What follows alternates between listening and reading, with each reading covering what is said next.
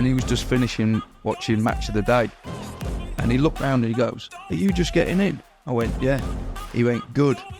Don't ever disrespect me again." Hooked up. Both fish were like floating on the top. You killed the fish? Killed the fish. We were fucking on telly yesterday. My mum made me promise her one thing. She says, never do an Ouija board, never ride a motorbike. Einstein's definition of madness is to keep doing the same thing and expect different results. Plan A is plan A and plan B is do plan A better. I was down to a camping shop and I bought a two-man tent. Why did Scott Lindsey leave a League One side to join a League Two side? Good question. Losing at Grimsby away on a cold Tuesday night is not as bad as what I've been through, so a real cutting edge. Do you know what I mean? A real aggression. Now wake up! It's time to look at the enemy. Look in the mirror if he is no friend to me. It's not working out, maybe it's the chemistry. It's time to break up so I can make a better me. Scott Lindsey, thank you very much for joining me today. Thanks for coming over. How are you? Absolute pleasure being here. Yeah, I'm good, thank you, Pezza. Very well. Yeah, I was going to say it's been a long time since I last saw you, but I saw you the other month at Buster Belford's retirement do you want to call it? Yeah. Which was an interesting one, as it always is. Yeah, I pulled my calf again. Did you pull your calf? Yeah, I think I pulled my calf as well. Yeah. You actually played well in that game, I thought. No, I honestly, I'm not even bantering. I thought you were very good. I appreciate that. Especially when you were putting the kit on. No, but seriously, I actually thought you played well in the game. I said to Dale afterwards, I said, Pezza can really still play, you know? He says, yeah, he can. I don't know why it surprises people. Like, I've always been a big lump, but that was my job. Yeah. And the managers who I played for understood that and used me to that advantage. Yeah. No, I mean, obviously, when I coached you at Tamworth years ago, you was never the size you are now. But honestly, I'm not even joking. I thought you played really well in that game. And I did say to Dale, he could definitely still earn money playing. I appreciate that. You actually helped me out a lot there because at the time I was playing for Lincoln. Obviously, you've had a little history at Lincoln as well. And that's when my ex at the time fell pregnant and I had to move back to the area. So that little move to Tamworth at that time was kind of a lifeline to get me back stable, really. Yeah. You played well for us there. We had a lot of experienced players, didn't we? We had a good side when you think about it. Yeah. You know, Enders and Daz Byfield. And yeah. Tommy Wright was there. Yeah, Tommy. Cunnington. Yeah. So you wasn't short of options. Yeah, there was some good players and real experience. You know, I think you probably underachieved, really, with what we had. But no, I enjoyed my time at Tamworth.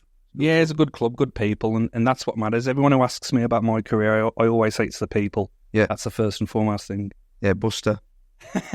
Yeah, so 120 years he was at Tamworth. That's what he felt like anyway. Yeah, 120 years as the kit man.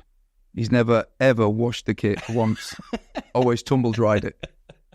Yeah, great character. True story.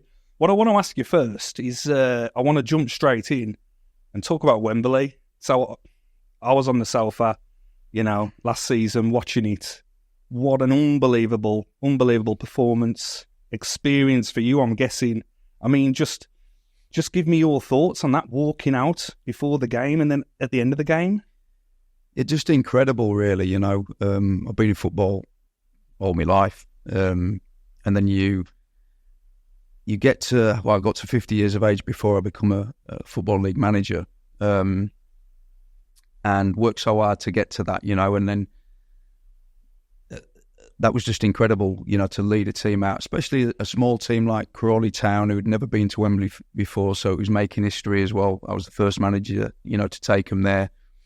And I always felt as well, leading into it, that even before we got into the playoffs, I don't know, maybe 10 games to go, there was always seemed to be that seventh spot that no one was really taking charge of.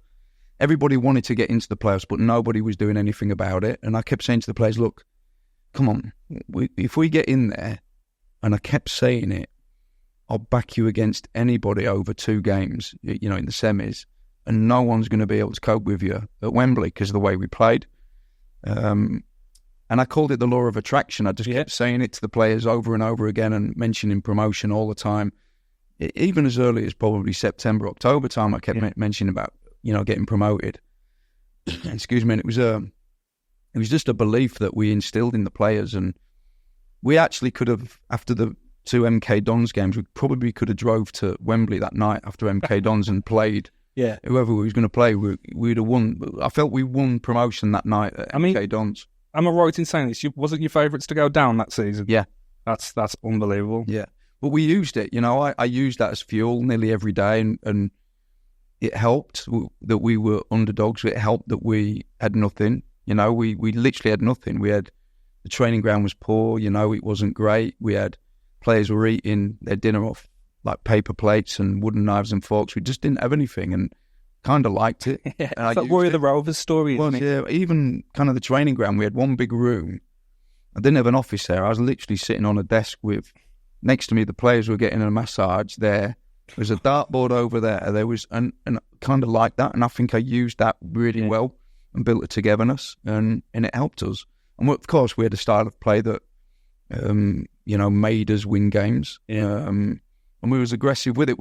We owned the ball, we had possession, but we was aggressive with it. I didn't want us to make, 100 passes and not go anywhere. We were quite aggressive with how we played, and I literally, even the recruitment was good.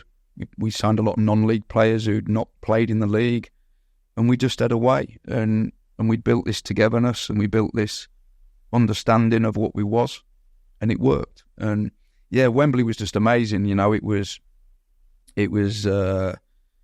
incredible. But I knew before the game we'd win. I just knew. The players were just. I had to have them on a leash, really. That were just ready to go. Watching it, because it wasn't arrogance. Watching it from the telly standpoint, it wasn't arrogance, but you could see there was like a buzz. You had an excitement as a team, and you was shining, and they was shining. Yeah, I think the players, like I say, they just wanted to get out there and play. And I remember kind of in the tunnel looking at the crew players, no disrespect, because they had some really good players, and I really respect the manager as well. Lee Bell's a good manager. Yeah. And I just remember looking at them and thinking, I'm not sure they feel the confidence that my team feel, and I just felt that we were going to win that game, and I thought we were really good in the final and dominant, What's your thoughts on playing the occasion? Because some teams, some managers, when you get to those kind of moments, they'll say, don't change a thing, don't play the occasion, just play your game. Yeah, I was big on that. Listen, when you're at Wembley, it's hard to try and shut that all out. And I did say to the players, look, we're going to do a job. And it was important to me, early part of that week, that we sorted out the tickets for their families, really early part of that week. Yeah. The press day out of the way, early part of that week. And I wanted to focus toward the back end of the week, just purely on the football. And that's what we did. And even at the hotels, we spoke about, it's a day out for your families, not for you, and not for me, and not for my staff. We're not having a day out. We're actually going to work. Let them enjoy it. We're not here to enjoy it. We can enjoy afterwards, obviously, if we get what we want to get. But we're going to work. Forget the surroundings of Wembley. Forget the surroundings of the big crowd that we're not used to playing in front of. I think there was 33,000, something like that there. Just kind of shut that out. We're coming to do a job, and we have to really focus on that. And that was important that we did that. Yeah. And did you enjoy it afterwards? Oh, yeah. When did you actually start enjoying it? The final whistle, or? Yeah, so I had to do a bit of press afterwards, which was kind of annoying, because you look at some of the pictures back, and the lads are all celebrating on the pitch, and I'm not in any of it. Yeah. Do you know what I mean? As a manager, you've got to do all the press and that. So that was disappointing that I missed sort of like some of the celebrations. But once we got in the dressing room, I'm sure you made up for it. Yeah, it was full on.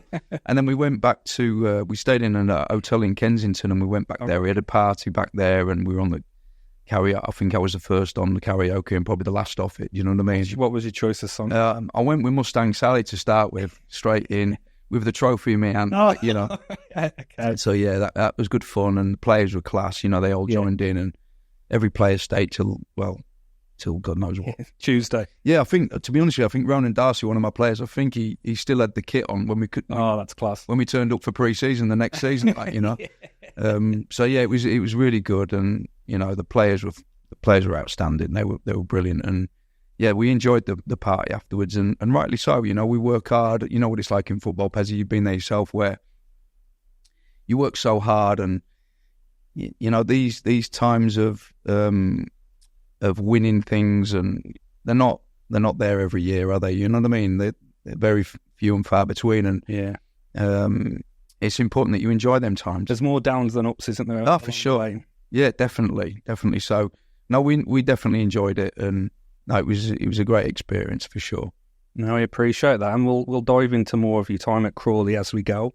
But to start with, what I want to do is go back right to where it began, where you was born, and then growing up with your brother and your dad, Keith, who was also a professional footballer in the day.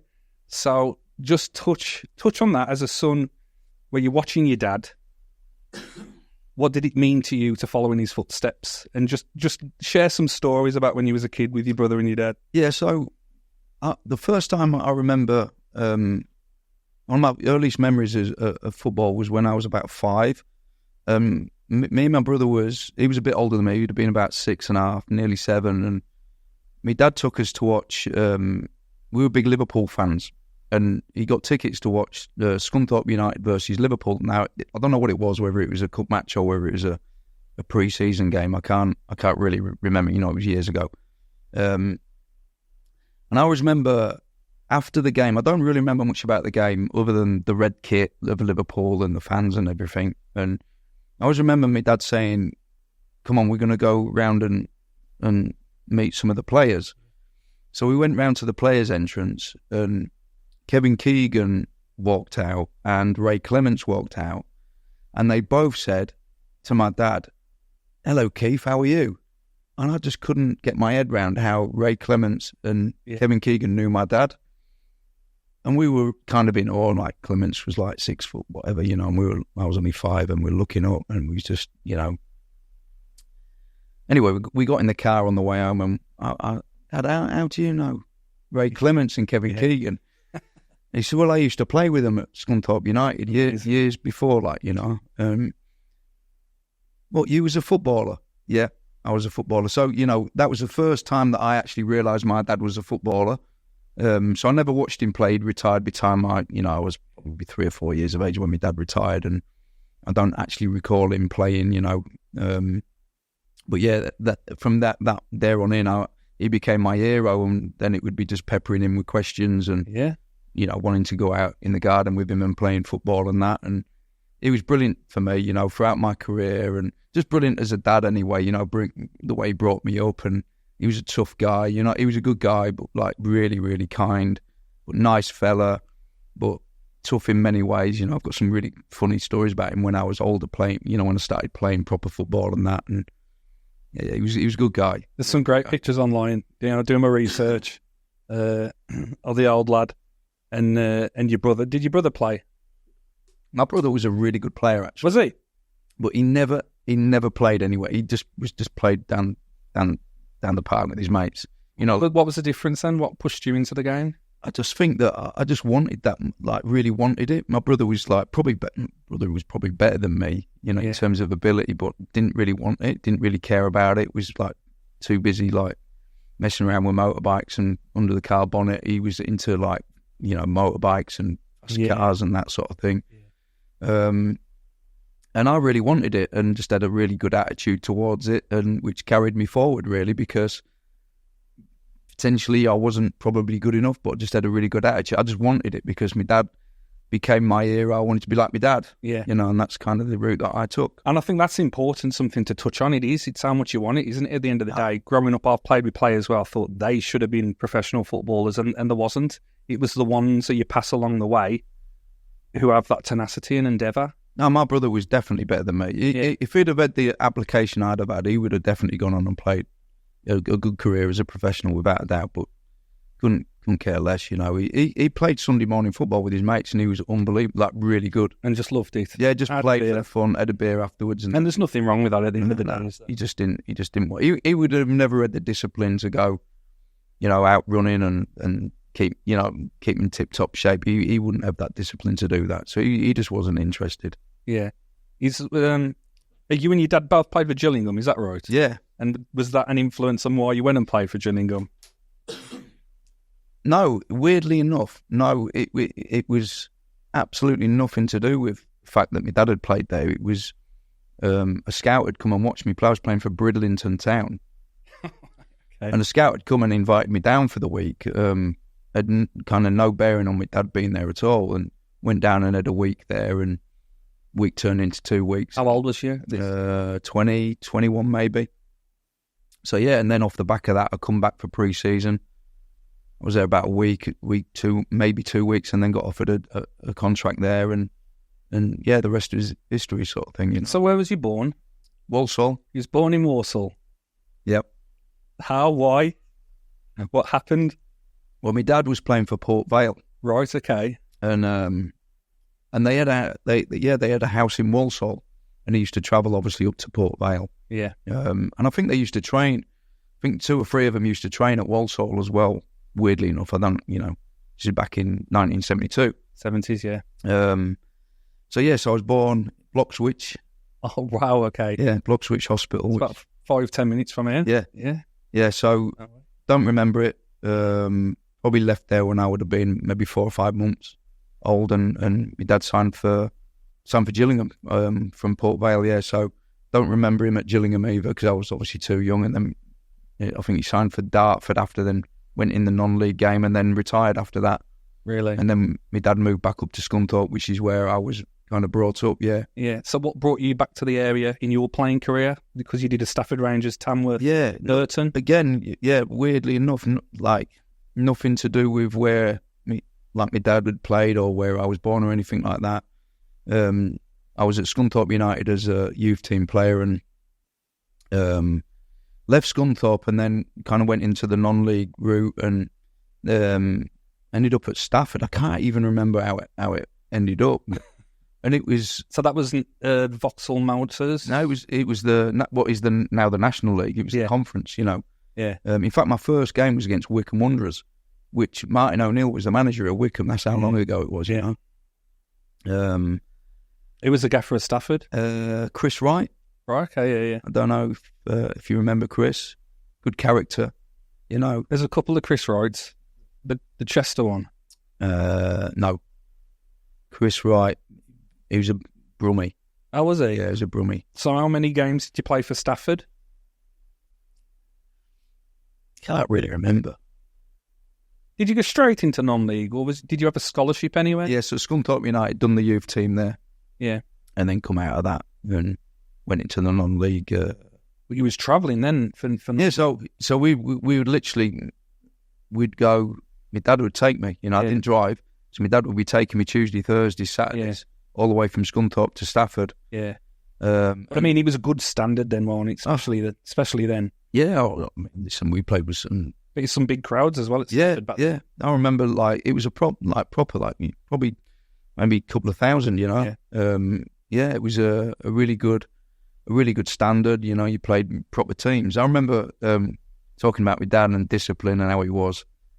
I remember I was living at home and I had a bit of a row with him on a Friday night. I can't remember what about, but I showed him a bit of disrespect. So he said to me, how are you getting to football? We were playing Colchester United away, and obviously I lived in Scunthorpe. He said, how are you getting to football tomorrow? I said, well, you're taking me. He went, I'm not. You got to find your own way there, son. I was like, yeah, all right, we'll see. Anyway, I goes to bed. In the morning, my mum wakes me up. She said, he won't take you, She said, I've been on the phone all morning. I've been finding out what train route to get. So you got to get a train from Scunthorpe to Doncaster, change at Doncaster, go to platform 3. Down to, I think I had to go, I can't remember the route, but probably down into London and back out to Essex. So I looked at her, I said, what are you talking about? She said, he's not going to take you. Telling you now, he's not taking you. So I said, all right then. So she said, I've got a taxi booked. It's turning up in 15 minutes. Go get a quick shower, get yourself together. Taxi's coming. Here's the money. I've written it all down where to change and all that. Where was your dad at this point? Just cold shouldering you? He was in bed. Oh. Yeah, he just said, no, I'm not taking him. Tell him I'm not taking him.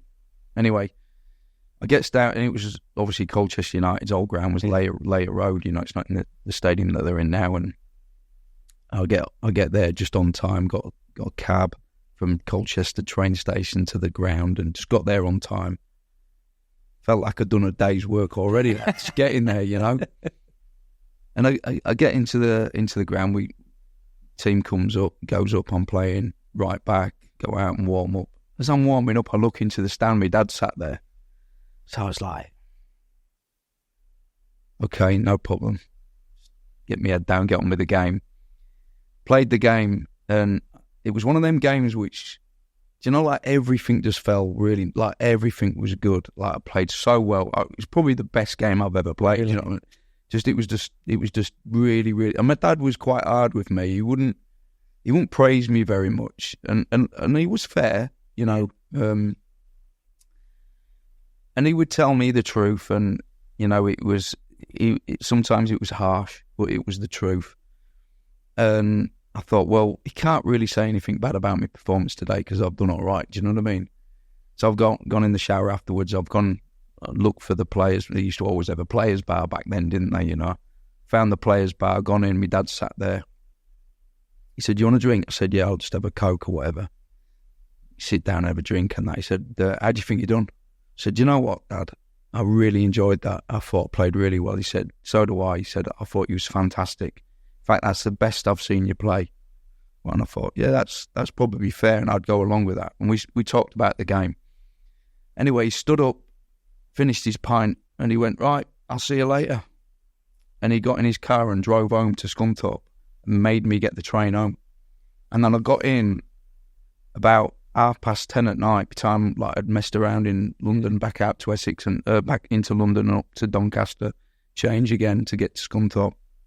And I walked through the door, and he was just finishing watching Match of the Day. And he looked round and he goes, "Are you just getting in?" I went, "Yeah." He went, "Good. Don't ever disrespect me again." Wow. That's some like... Yeah, brilliant, mate. He was just class. Like little things like that, Was you very superstitious with rituals? I mean, did he take you again after that or not? No, yeah, he was brilliant. He took me everywhere and anywhere. He would never not do that. Do you know what I mean? I think that was kind of a lesson not to disrespect him, and of course I didn't. It's a great level of his integrity and character to know you did well and then still leave you there and make your own way back. Yeah, he was good. He was brilliant, mate. He was top class, my dad. Yeah. So what's it like for you having daughters? Brilliant. Love my kids, obviously. Yeah, it's the world's a different place now. I think if you tried that now, yeah, especially if footballers' parents tried that now, I'm not sure. Yeah, it probably don't work, does it? No. Characters are different now, but now my daughters are class. I love them so much. We've obviously been through a couple of difficult times in our lives, and I'm always there for them. They're good girls. They stick by me. They're brilliant, to be fair. I love them to death. They come and support my team now. They come to all the games. They're good girls. Yeah. And did your family always come as well, your brother and your mum? Mum did quite a bit, to be fair. Yeah, Mum come to a lot of the games. She liked football. She enjoyed the games. Brother never come. No, he never come. He did once. He come to one game, but my brother wouldn't come very often. But yeah, my mum loved football. She was brought up with it. My dad was a professional, so she kind of moved around the country with him when he played, and she loved the football. Yeah. I mean, that was a pretty tough period in your life, wasn't it? And it's something you carry with you. But again, through our conversations leading up to this, what's blown my mind is how you turn it into a positive and use it to strengthen your side and strengthen yourself off the pitch, pushing forward. And I mean, just going back, you touched on it. Your brother came to your game once, and I think you had a tough few years, didn't you, after that whole period of time? Yeah, I think... Do you know what? At the time, I never realised it, but when I kind of reflect now and I look, I think that was probably the end of me as a player. Really? I do, honestly, yeah. I was very young still, But yeah, my brother had come down to watch a game on his motorbike. Yeah. He's weird. That one Scunthorpe, was it? No, I was playing for Dover in the National League. Dover, yeah, that's it. But he lived in Scunthorpe. Yeah. It's a real, kind of strange story in many ways. My dad always come to every game. He'd never miss a game. He would drive from Scunthorpe to Dover. He'd drive everywhere to watch me play. What journey is that? What time? Oh, it's 4 hours. 4 hours. Amazing. Yeah. And he'd always come.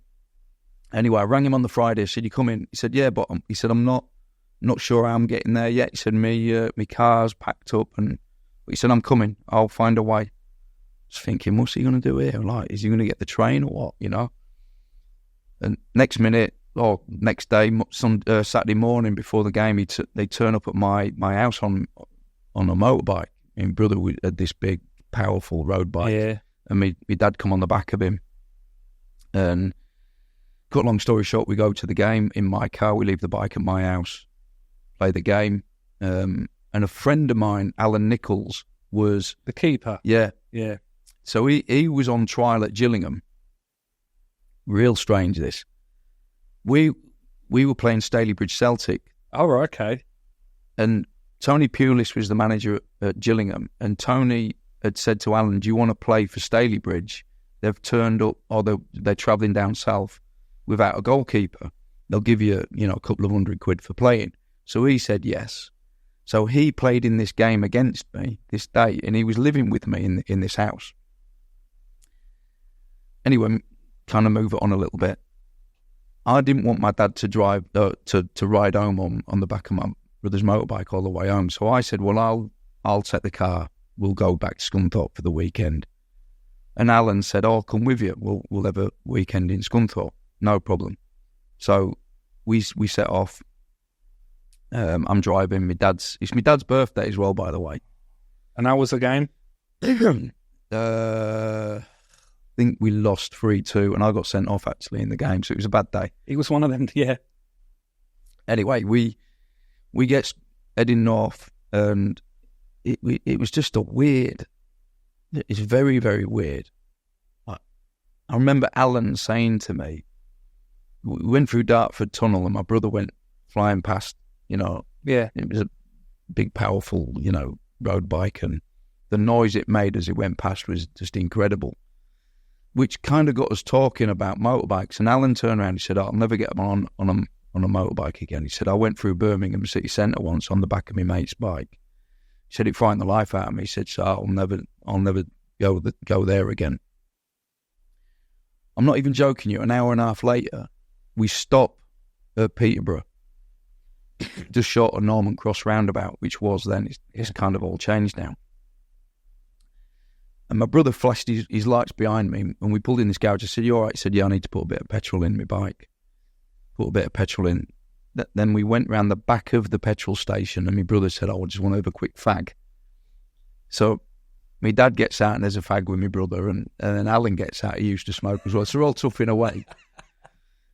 And then I said to my brother, are you okay? He said, yeah, I'm just bored. Yeah. Following you at 70 mile an hour is just boring the life out of me. He's a speed demon. Or... Yeah, so he wanted to go fast. So Alan turned around and said, well, I'll get on the back of you. Yeah. So I just turned around to Alan and said, well, you just said you'd never get on the back of a bike. So we're only going 70 mile an hour behind you. It's not a problem. Anyway, cut long story short, me and my dad gets going in the car, and that's the last I saw of him. Hour and a half later, 2 hours later, we were literally identifying both bodies in Peterborough General Hospital. It was just incredible. Yeah, we just could not believe what just happened. It was awful. I mean, yeah, it just changed my life, really. And it's a bit. And we had to drive back home to Scunthorpe to tell my mum, to tell his girlfriend. He had, a daughter, Kaylee. She was only 3 at the time. She's now 31, 32 now, and it was just awful. It just changed everything. My dad was never the same. Just changed everything. Yeah, it was a really tough period, and I never realised until I reflect on it now how tough that was on me. Because you're in it, and I was young, and I was like, I felt invincible.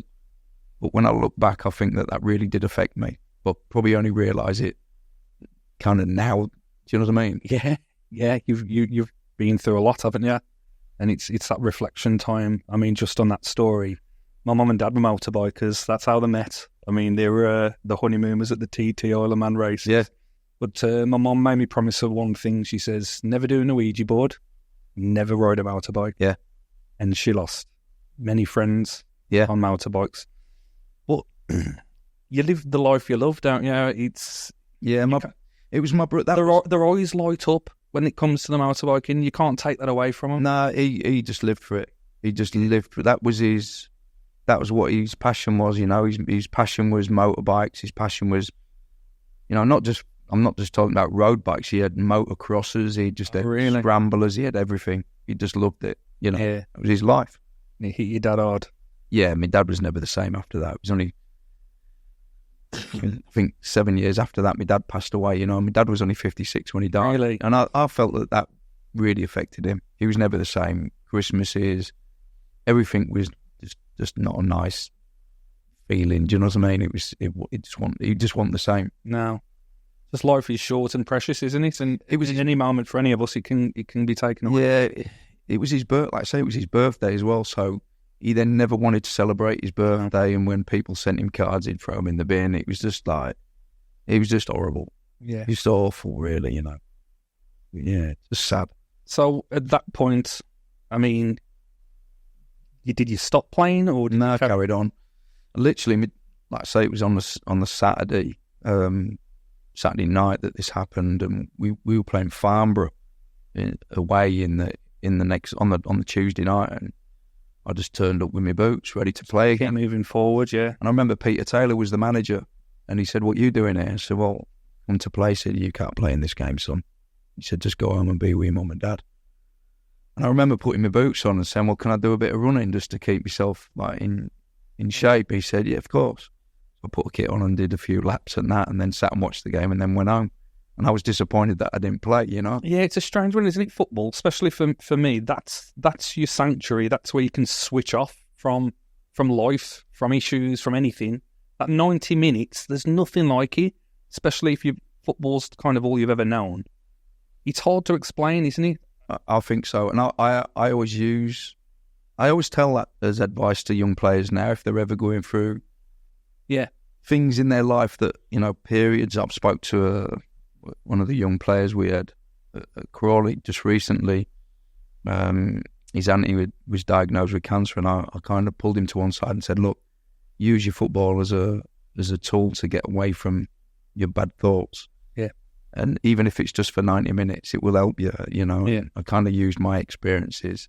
Well, I was going to say that I don't want to presume anything, but do you think what you have experienced has made you the kind of, not just the man, but the manager you are today? Oh, definitely. Yeah. Without a doubt. There's no way I could have been as driven as I am now without what I've been through with, you know, not just losing my brother. I've lost both parents. And 5 years ago, I lost my wife to cancer. And there's no way I would have been as driven as I am now. Yeah, without a shadow of a doubt. And I also think as well, you know, what football management's like. You have to be thick-skinned, and we take a lot of stick and criticism.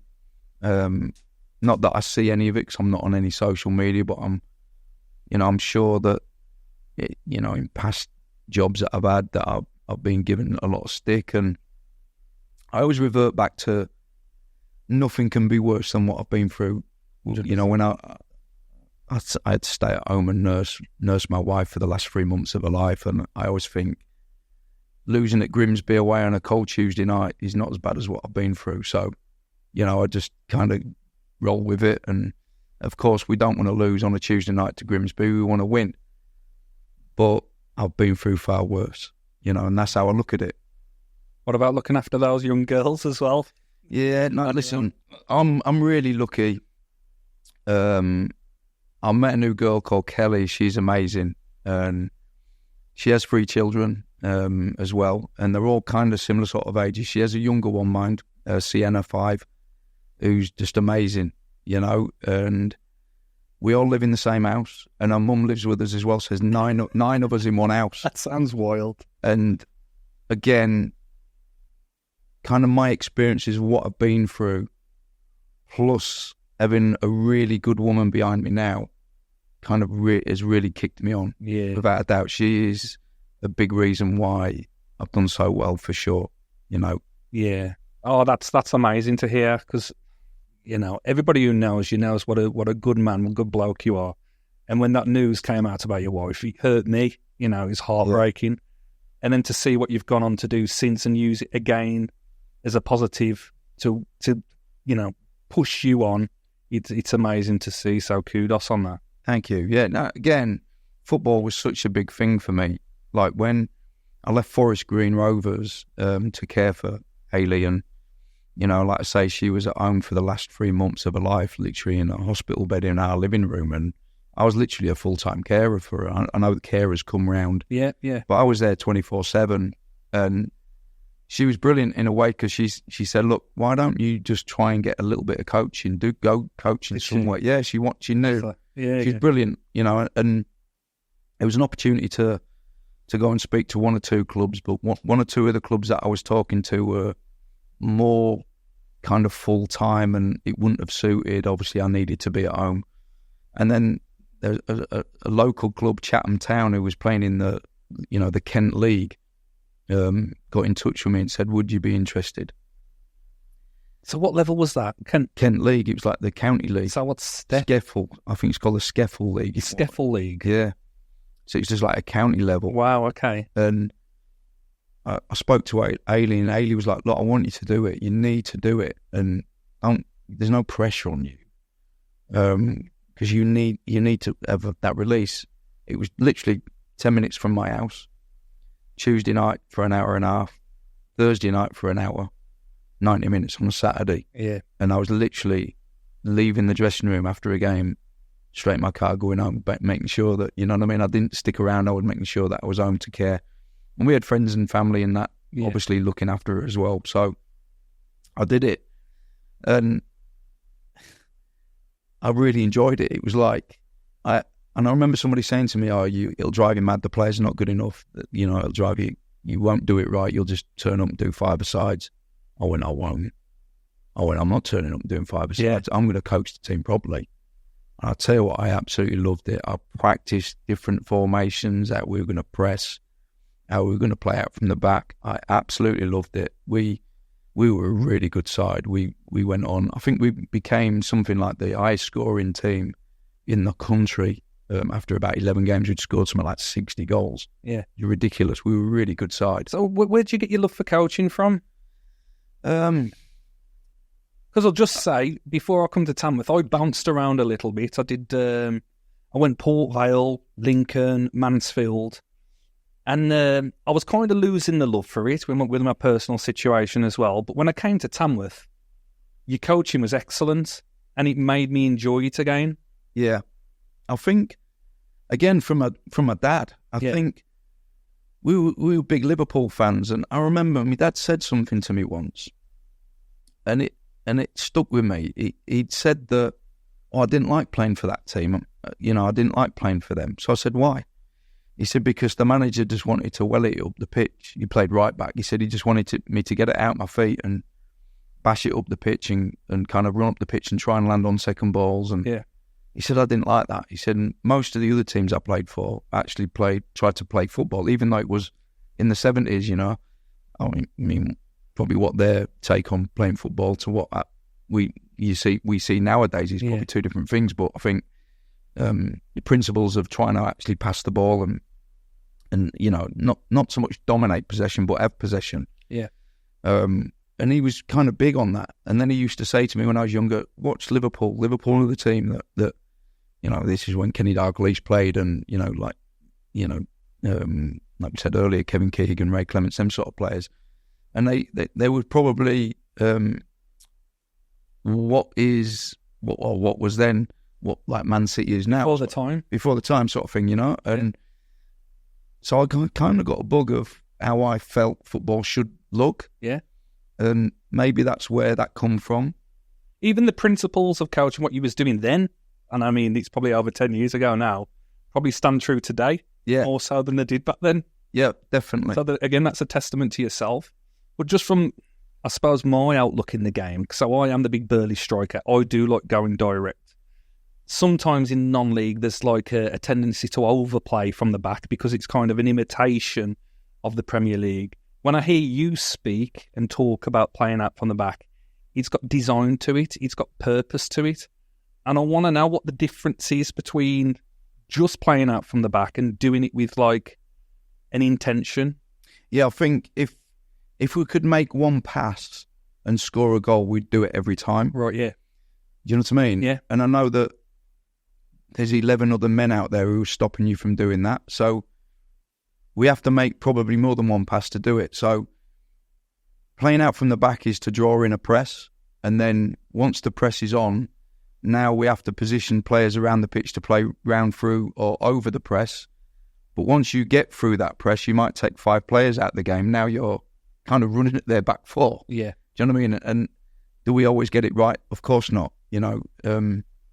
But that's the idea, you know. I can remember so many actions where we've tried to play out from the back and play through, and you might end up making so many passes that you actually go nowhere, and that's when the crowd can get frustrated by that, and I understand that. And there's kind of horses for courses, you know, that there'll be times when a team won't press you, so you then can bring the ball up the pitch without any pressure on you at all. Yeah. But then, either way, I don't want to make you give your tricks of the trade away. Like, keep some of your secrets to yourself. Yeah, because I know it's like a magician's trick sometimes. Yeah, no, listen, I think there's different ways of doing it, but the idea is to try and invite a press. Once the press is on, you can play round it, through it, whatever, over it. And knowing you, I imagine you practice that meticulously on the training pitch as well, because again, some of the non-league clubs, they promote you to play it. I mean, you watch Match of the Day, I was counting the goals against from trying to pass it out from the back and the mistakes made, and I think, why do they keep doing it? Because that's, I'd say 70 to 80% of the goals against are from trying to play out from the back. I think as well, what I do with my players is give them a feeling as well. Like, if the feeling's not right, then don't do it. That's a good point. You know, if the feeling's not, I don't want to put anybody in a bad feeling on the pitch, so it's important that we have to take responsibility as footballers out there. So as much as me as a coach tell you that we want to try and dominate possession from these deep areas, if I have a goalkeeper, and also depends on the state of the game, we might have had 4 corners in a row and we're under a bit of pressure and they're pressing really hard and fast up the pitch, we might need to shell one every now and then. Do you know what I mean? Just to try and get them off us. So would you pass that information onto the pitch or not? Yeah, for sure. Yeah. Sorry. Yeah, for sure. I think we have to make sure the players feel comfortable always. But the fact that we practice it so much, they get so good at it that they're happy to do it, whether they're under pressure or not, which is then a good feeling. Yeah. You know. Now that's amazing. But jumping back from your Chatham days again, let's go to your experience at Tamworth, because I know your personal situation, what you did to get back in the game at Tamworth. Are you willing to share that and talk about your living situation? Or yeah, of course. I think not many people know. When I come to Tamworth, it was like Dale Belford became the caretaker manager to start with, and he kind of wanted me to come in and help him coach and you know, take all the training sessions. So we come in. So I turned up the first day and he said, okay, right, chairman's got a house where a couple of lads live, but unfortunately there's no more rooms left at the moment. So I was like, well, okay, what do you want me to do? He said, well, you know, I don't know, what do you think? I said, right, okay, I've read the room here. Yeah, I'll sort myself, don't worry. I said, I'll sort myself. So I goes down to a camping shop and I bought a 2-man tent. and I think there was I kind of Googled where there was like local campsites near to the training ground. And there's a place called Sheepy Magna. Do you know it? I'm sure it was called Sheepy Magna. It was a real strange name. And I think the chairman had a restaurant close by as well. Yeah. And me and Buster, the kit man, went into this field and we pitched the tent. And I remember Buster taking a photo of me sat in this tent. And he said, don't worry, one day, son, you'll be in your mansion one day. Yeah. And he said, we'll put them 2 pictures side by side. And I always remember that. Yeah, so I stayed in the 2-man tent for, I think it was about three weeks. And I actually got ill. Yeah. Well, I can imagine, yeah. Yeah, I had like chest infections and all sorts, and like just turned up for work every day and coached the team. But yeah, well, like I said, the coaching was still top quality. Yeah, but it was just one of them things. Like, listen, I wanted to get back into full-time football. It was a full-time club. Yeah, we had good players, and I wanted to do it, you know. And I had to sacrifice something, so that was it. And eventually, one of the players moved out of the house, and I could move into the bedroom on the top floor, and it was probably he's probably better off in the tent actually than than the room I ended up in, you know. But yeah, no, it was all good fun, and sometimes you have to sacrifice some things in life in order for you to say you're like spiritual or religious or not. No, because to see what you've experienced and what you've gone through and where you are now and what you was willing to sacrifice. I think I've just been somebody who's just cracked on with things. It's like, even going back to when Hayley passed away, she passed away on the Thursday, and on the Saturday I was in doing a team talk working again. I've just been somebody who's just cracked on no matter what. Yeah. You know what I mean? And I'm not somebody who wants to sit in a dark room and think dark thoughts. As much as they can enter your mind sometimes, I just crack on. You know, I lost my mum about 3 years ago to cancer as well, and my mum was really close with me and my girls, you know. Yeah, I can imagine. And I sometimes probably feel a bit selfish that I don't think of her a lot because it hurts when I do. Do you know what I mean? I know you've been through that yourself, and it is difficult. Yeah. And I sometimes feel selfish that I don't think of my mum, but when I do it, it kind of cripples me. So I kind of like try and forget it, and I just plough on. And that's just how I've probably done, you know, all the people I've lost. You know, I've just ploughed on with it. I think you're very much, you know, you are 50% your mum and 50% your dad. You've got your dad's hard, ruthless, you know, get it done, son kind of mentality. But you've also got your mum's family side, soft side, and what you're willing to sacrifice and put forward. That's from your mum as well. But yeah, it definitely rings a bell. You know, it's just over a year now since I lost my mum. Brutal time. But sometimes I see myself saying stuff to my son, and then I'm like, oh, that's my mum speaking, that is. And then I see him saying stuff to me. I'm like, that's you. Yeah. Yeah. So it's like she's still there, but I'm the same. I mean, the trauma of it, like your situation. Happily for my mum, it was only 2 weeks where she was in that bed in the living room, and that's how she would have wanted to go. Yeah. She had an 8-year battle. And then very quickly she was gone at the end. But she was full of life. Yeah. Everybody who knew her, she was full of life, full of energy. And she broke a lot of people's hearts. The funeral was, you know, 1,000 plus there, and it was everything she would have wanted and deserved. Brilliant. Yeah, it was a special time.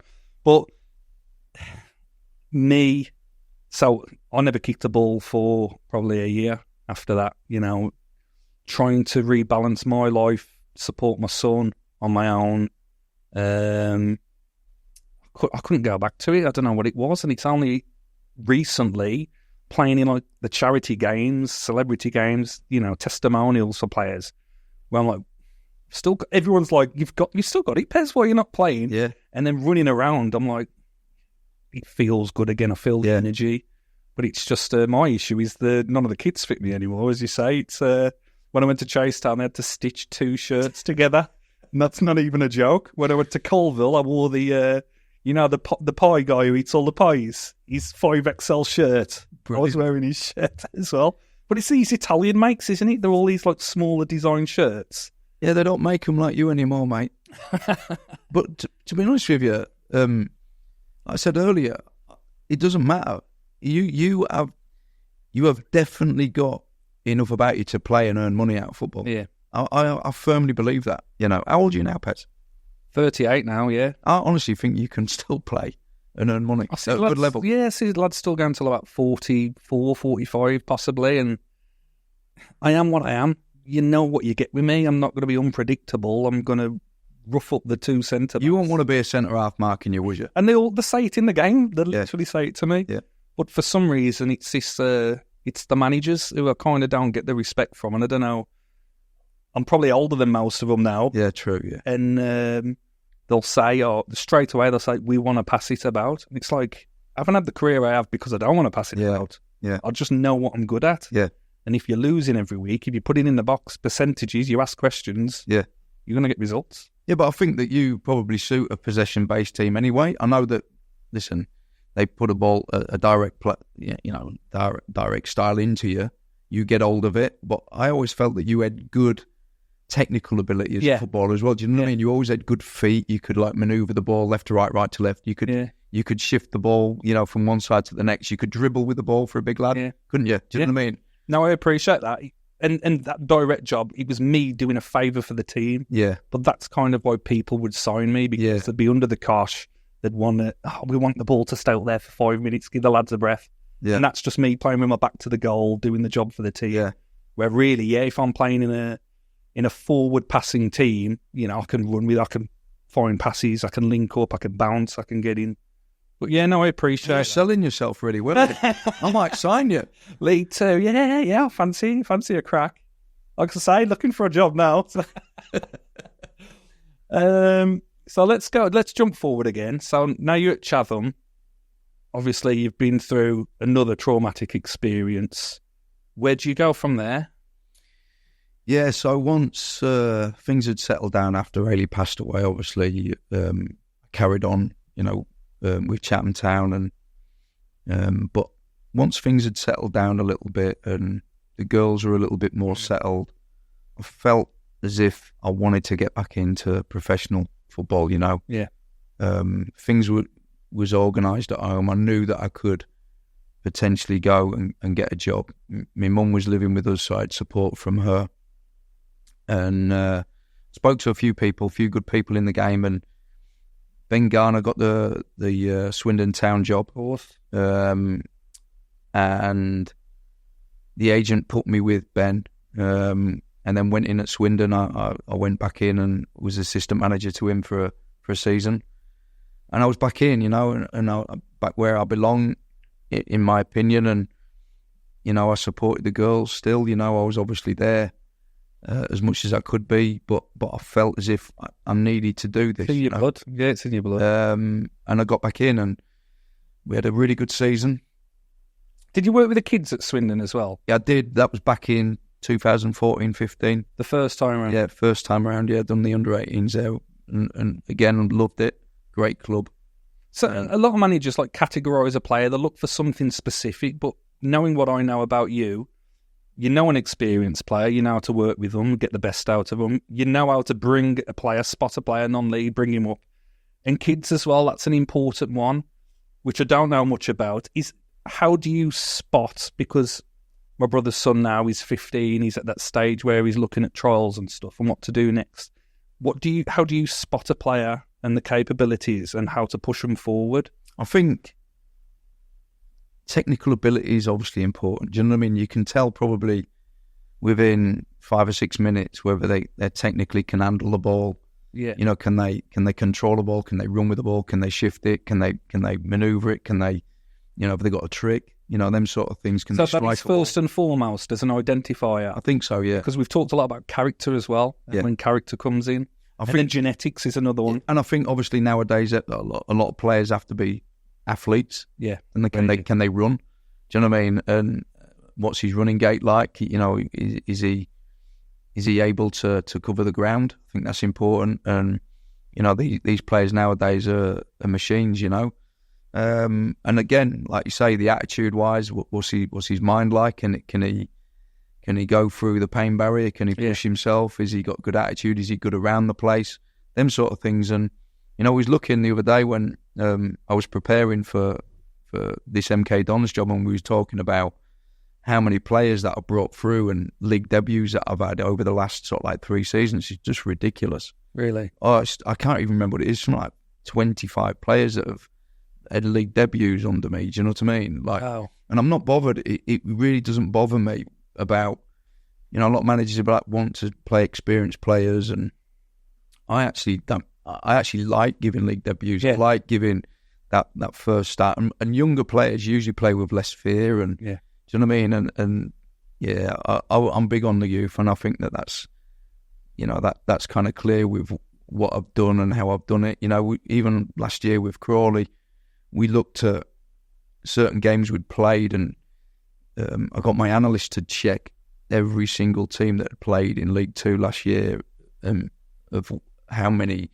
league appearances was in their starting lineup, and there'd be teams like Mansfield and that got 3,000 league appearances, and And my team was something like 300 league appearances, my whole team. Do you know what I mean? And we were bottom of the league by a mile. So we were so inexperienced. And I kind of like that. Do you know what I mean? I like the fact that we were so inexperienced. But your teams play with no fear. That's what it looks like. Precisely. You know, they didn't. Yeah, they did. They played with no fear. They wanted. Is that blissful ignorance, or is that like? I think it comes with a style of play. They were coached. You know, we coached them every day about how we wanted to play. Yeah. How we wanted to build our play, how we wanted to finish the attack, how we wanted the middle third to look, out of possession, who does what, who presses who, how aggressive we can be on the press. I almost wanted the players to be insulted if the opposition had the ball. Yeah.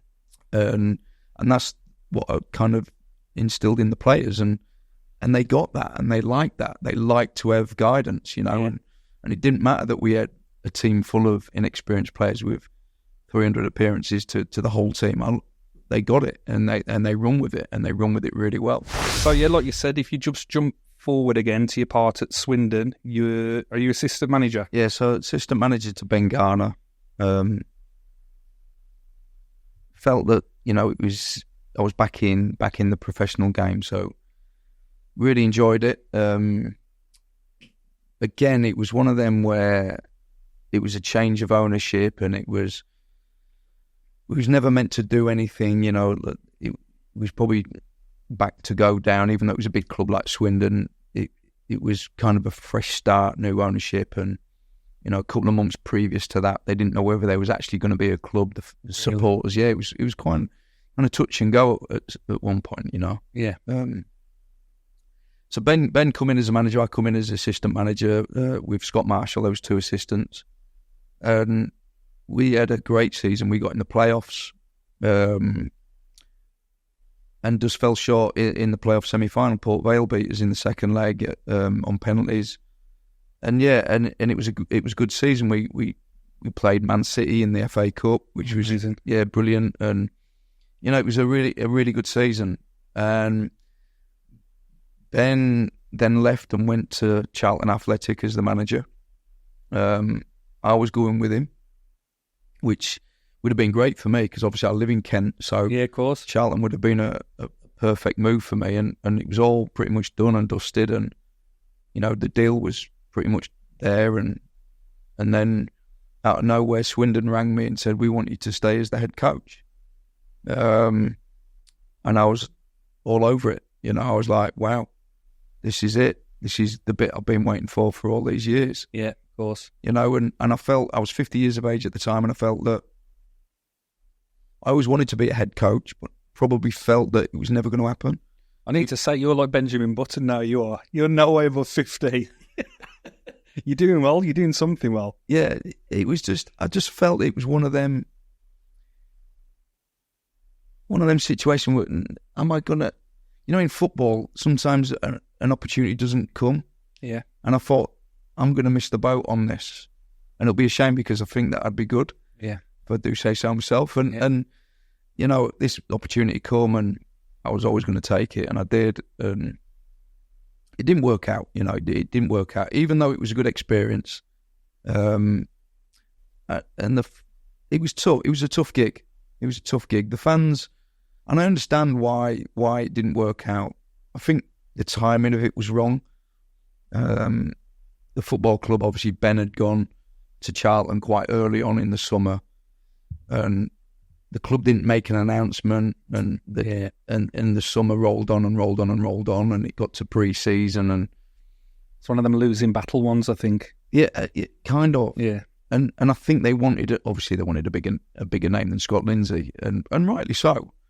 You know, I was the assistant manager the season before. You know, and the summer's kind of gone on. Yeah, and the fans are waiting for this big announcement, and then they announce me. I think sometimes, though, it flatters to deceive. You know, you get a name, it doesn't mean they're going to do well on the pitch. No, but I kind of get why the fans want that. You know? It's from frustrations, isn't it? It's being left lingering, left in limbo, and then they kind of get in the decision they didn't want because they want more. Oh, we've waited months for this. Yeah, and it was kind of that, where it took so long to announce. and then it got announced, and it was a bit of a damp squib. Yeah. You know, anyway, I spoke to a lot of people, and they said, look, just win games of football, play good football, and win them over. And I felt I did that. Yeah. We wasn't a high goal-scoring team, but we won games. We were in the playoffs pretty much the whole time I was there. Oh. And whatever I did, it just wasn't happening. Never enough. It was never enough, and I felt that. And I was disappointed because I really loved Swindon as a football club. Yeah. I'd been there as a youth coach and done the assistant manager's job, and kind of was a special club to me. Do you know what I mean? And the owners were good, and people in the back office were good. I just loved it, and it just never worked for me with the supporters, and I could understand why. But I'm not going to sit here and say, oh, you know, this, that, and the other. No, I understood it. And no matter what I did, it just didn't seem to. And that's testament to your character again, because I think a lot wouldn't. But with your bounce back ability, as I say in the game, that's allowed you to push on again. Okay, what's next? Where do you go? Yeah, and Crawley showed an interest, and it was everyone was scratching their head with this one because Crawley were third from bottom. Swindon were in the playoffs. Swindon being a massive club, and Crawley obviously not being a massive club. No disrespect, and everyone was scratching their head going, what on earth have you done that for? And I just felt it was the right thing for me. Yeah. And I wanted to challenge myself. I wanted to see, could I keep this team in the Football League first and foremost? It felt as if it was a blank piece of paper that needed sorting out, and they'd gone through. I think I was the fifth manager that season. Wow! And I felt, well, they can't go through any more. I don't know. You'd be surprised. Do you know what I mean? So I thought, well, I'm going to be the man that sorts it out, and that's how I felt. And I just got to work. I worked so hard, and I was on it from day one. And it was so unprofessional, so loose. It was a joke. I've never seen a club which was so bad. Not the club. I don't mean the people or the players. You know, it took 28 days for everybody to actually turn up on time. Wow. And I made a big thing of it. Yeah. It's like Darren Byfield was my coach there. Yeah. Obviously, you played with Daz at Tamworth. And Daz used to make sure that I used to say every day, is everyone in? He'd go, no, so-and-so. I was like, every day, 28 days. And then on the 28th day, he said to me, Gaffer, everyone's in. I went, no way. You went, yeah. And I looked on my phone, and they were all in on time. And I looked at the date, and it was 28 days. And I made a big thing of it. I got everyone in. I said, guys, well done. It's amazing what you've achieved today. You've all actually got in on time for the first time since I've been here. I've only been here nearly a month. And you could see the players think, is that a compliment or is he having a go at us? Yeah. Do you know what I mean? Which it was a compliment, but was having a go at them. Well, open your eyes. You've got to please yourself as well, lads. Yeah, it's just some of the things. Where the training ground was, there was a gym kind of 3 or 4 miles away from the training ground. But the gym was en route to the motorway home. Yeah. So the players would train, they'd shower, put their clothes on, drive to the gym, and they'd do a token gym session in their jeans and their civvy clothes, you know. I couldn't believe what I was seeing. And I just had to get rid of this mentality, this attitude, this poor professionalism, and I just got rid of it and signed proper people. It's easily done now, because if there's no driving force, no direction, no leadership at a football club, and again, it's no one's fault, right? Yeah. Because they've had 5 different managers. Yeah. So some of them weren't even in the building long enough to try and get a culture. Yeah, I bet if some of the players are thinking, I'm next, when's it my turn? And sure. go around in circles. Even the staff. Some of the staff were like, I remember doing some work with an analyst in the afternoons. He was going, oh, Gaffer, I'm not used to being here at this time. It was 2:00 in the afternoon. Said, no wonder you're third from bottom, son. Yeah. You know, and they were, coaches were like, "Oh, can I have Friday off? I've got this going on. Can I have this off?" I just had to change it all. I mean, you expect that at non-league at step 4 or 5, but in the football league, it wasn't good, and I could understand why they were third from bottom. Yeah, and I just had to pull it together, and I did, and I found a way of getting results on the pitch. It wasn't 100% my style. I couldn't roll it out from the back and play my possession football because we didn't have the confidence to do that, so we had to change. I had to change that and adapt. Didn't like that, but it was needed, and I kept them up. And then literally in that summer, we got rid of a lot of players and signed. And I remember the chairman saying to me, "We're going to sign some non-league players." I said, "Yeah, no problem. I don't actually care who you sign because they can't be any worse than what we've just had in terms of their attitudes and professionalism. So, yeah, crack on." And we brought in some really good players from non-league, and then I got to work. I just literally got to work on the training ground and just had this way of playing, and the players just bought into it so much. And what helped me that season was our first 6 games were ridiculous. It was like Bradford at home, Salford away. Salford was in the playoffs the season before. MK Dons at home, Stockport away, Swindon away. Do you know what I mean? It was ridiculously hard first 6 games. We beat Bradford. We go to Salford, absolutely football them to death, but draw. Yeah. We beat MK Dons. We draw with Stockport.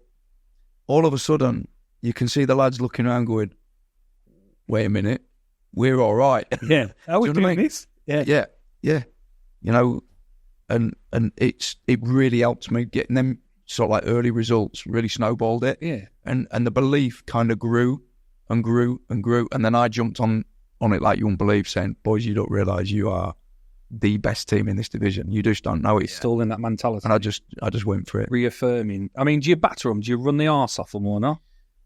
Everything's done with the ball. We don't do running with purpose. Everything's with the ball, but that's refreshing. They have to work. They have to. My team have to run. But you work harder with the ball. Yeah, that's what some of these managers fail to. We had a start. We had a running kind of ceiling we had to reach. If the team run over 109 kilometres for the whole team, we normally win or draw. Oh, really? If we ever dip below 109, we'd normally lose. Wow. Yeah, that's impressive. Just going back to what you're saying about style of play and being so most, like you say, most managers stay within the lanes no matter what personnel they have. They don't change the style. No matter what club they're at, they try and install the same style. Just talk me through your mentality, how you can adapt and evolve and work with what you've got and understand, I can't do what I want to do, so I'm going to do this, and then work towards your end goal of what you're installing in teams now. Yeah, I think it was just a watered down version of what I wanted to be or what I wanted my team to look like. It was a watered down version. So I wanted to play out from the back and make passes and bring the ball through the pitch. The players was not probably, I think they were capable of doing it. I just think there was such a low point of their careers or their season that they didn't want to do it. And of course, I never want to put a player in a bad feeling on the pitch. So we had to then probably play a little bit more direct, or at least from goal kicks, play up the pitch, and then try and play our football mid third, final third, and make passes there where there's less anxiousness to turn the ball over. Yeah. So it's kind of a watered down version. But I'm really big on plan A is plan A and plan B is do plan A better. I'm big on that. And I used to have conversations with people about this, and you hear a lot of people say, "Well, he ain't got a plan B." But I've never understood that saying. What's plan B then? Because you're going to practice something every hour of every day and get really good at it, but every now and then we're going to practice this. Yeah. Only every now and then. But then when that one that we practice a lot doesn't work, we're going to do something that we've only practiced every now and then. Yeah. And I remember somebody saying to me, Einstein's definition of madness is to keep doing the same thing and expect different results. And I said, yeah, that's all well and good, but Einstein was a mathematician and a scientist, right? So if you chucked every single maths book in the world on a fire now, they'd be rewritten exactly the same in 100 years' time, because maths never change. It never changes, does it, maths? No. Whereas if you played 100 games with the same players against the same opposition, against the same conditions, on the same pitch, with the same officials, with the same supporters watching, you get a different outcome every single time. Yeah. So football's not maths. Football's not, something that it's different every time, right? So if you have a plan and your plan A doesn't work one week, or even a section of a game, there's a possibility that your plan A, if you do it properly, might work in the next section of that game, or certainly in the next game. Does that make sense? Yeah, massively. And it's that adaptability, which is, I think, why you're having so much success. I've played in those games where it's mental torture for the player, because there's so much hyper focus all week on, like, we're playing this formation and this is the outlet and this is what you do all week. Saturday comes, the person who was meant to do the diag ball gets sent off within the first 5 minutes. And you got to adapt, yeah. Yeah, but we haven't adapted. We haven't practiced anything else. And it's like... And I think from the things that we do change is the way we play with the ball is normally pretty much the same every week, right? Where we tinker and change is when we play against different oppositions who have different formations. For argument's sake, you would get I would get my team to press differently against a back three than what you'd press against a back four. Do you know what I mean? Yeah. So there's movements within how you press a team and how you defend without the ball. But the way you play with the ball pretty much stays similar. Do you know what I mean? Yeah. But it all depends on how they press you. So for argument's sake, if you play against a 4-5-1 for argument's sake, in a 4-5-1 and we're playing a back three, you might get the outside player or the wide player for the opposition who's going to press your outside centre half. So now we need to find a way through that press. But then it might be the number 8 who jumps. So it's a different jump. Now we've got to find a different route through. Do you know what I mean? Are you good at playing chess? It is very much like that. Yeah. It is very much like that. Well, you need to be that one step ahead, 2 steps ahead. If this happens, do this, this or this. Yeah. If that happens, do this, this or this. Yeah, so we analyse the opposition in detail where we think, right, how are they going to press us? Amazing. And then we will play our kind of, our build-up play will be different depending on what we think they will do. Yeah. But we definitely press differently against different teams. Yeah. Definitely. It depends on how high their wingers are. If their wingers are really high and they're playing a back three, then we might jump our wingers onto their outside centre-halves and we'll get our outside centre-halves to look after their wingers, for argument's sake. So many different ways. But you won't know that until you actually analyse the opposition and analyse it for hours. And then you start getting a pattern in your mind, right, I need to do that. So it's different. So for all the people who think that, he's too same, they don't have a plan B, we probably have plan A, B, C and D and E. Do you know what I mean about how we press and how we defend and all that? There's layers to plan A, isn't there? There's principles to plan A. That's my point. Yeah. Plan A is plan A and it'll always be plan A. Yeah. We'll never come away from that, but there is so many layers to it. That's exactly right. And don't change the fundamentals of what you're trying to achieve, I think is where you're going, which is amazing. And it's impressive to hear. So let's talk. Did I go off on a rant then about Einstein? Was you thinking I'd gone round the twist? I thought, what am I going to have to say to this? Where are we going with this? No, what was that film recently? Christopher Nolan with Einstein in? I ain't seen it. Oppenheimer. There was a little snippet. I mean, that was refreshing. You need to watch that. Yeah, I didn't know Einstein was your whole philosophy. No, but background. My chairman used to say it to me at Crawley. Einstein's definition of madness is to keep doing the same thing and expect the different results. And I used to say, yeah, but no. That's interesting to hear, especially from someone who's not spiritual, deep or philosophical, when I am. And like I said, it rings true to me. So that's quality, that is. I mean, what is your relationship like? Obviously, you have to manage the fans, manage the players, manage the boardroom. And one which has always intrigued me is that boardroom relationship. So you've got multiple people with multiple ideas of what they think should be happening. How do you manage up and manage down? Yeah, I think the easy thing for me has always been managing down, because I've been a footballer myself, and I know what footballers think and how they feel, and I know what the group needs telling at certain points. Yeah. Do I get it right always? Probably not. But I feel as if I've worked with these guys and I've been in their shoes before. The fans, I think, are amazing. I think that they make football. Yeah. And we have to embrace them more as managers, coaches. And I did that really well at my last club at Crawley. I built such a connection with them, and I felt it helped me in my job. Yeah. I felt it just made my job so much easier. I never felt under pressure by the fans at all. And I just had such a connection with them. Obviously, I've gone to a new club now, and I've got to do that again. And I will do that because I think they're so important, not just for me and my feeling, but for the players feeling while they're out there playing. And it's important that we have that connection. You don't need that extra pressure point, do you? Because it's probably subconscious when you've got the fans as well. And I don't know if they still have moan and groan on the radio, but back in the day, like I said, I've talked about having to turn off my social media, put the radio on driving home, you're getting shit. And then in your day-to-day, you go into the shop and then someone's giving you shit. And it's like, it's constant, isn't it? So without that extra added pressure, building a relationship with the fans is key, I think. Oh, for sure. And listen,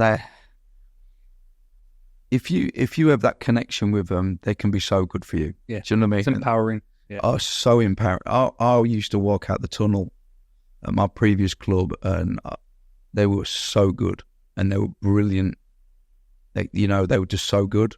But I can't see why a fan base wouldn't have your back, because you play with your emotions, you're tactical, but they can see what you're giving on the touchline. You're passionate. I think what helps is when you win. Do you know what I mean?